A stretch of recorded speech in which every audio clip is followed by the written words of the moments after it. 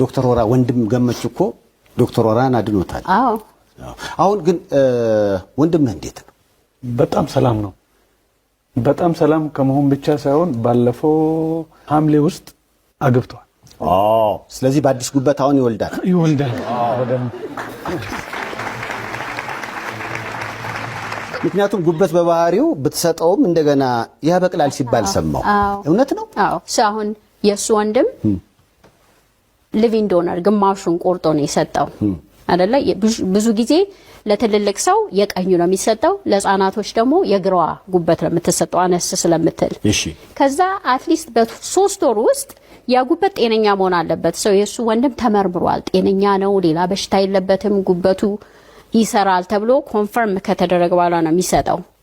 የብለድ ታይፑ ማች ተደርጎ ከዛ በ3 ወር ውስጥ ያድጋል። አድጎ የሚያስፈልገንን ያህል ያድግና ልክ እሱ ሲሞላ ይቆማል ናቹራሊ። እና አሁን የሱን ጉበት ስካን ብታረገው የወንድሙን ሙሉ ነው። ዋው! ለሱም የሰጠው ትንሹ አድጋል፣ ለዶክተር ሆራም ሙሉ ሆኗል።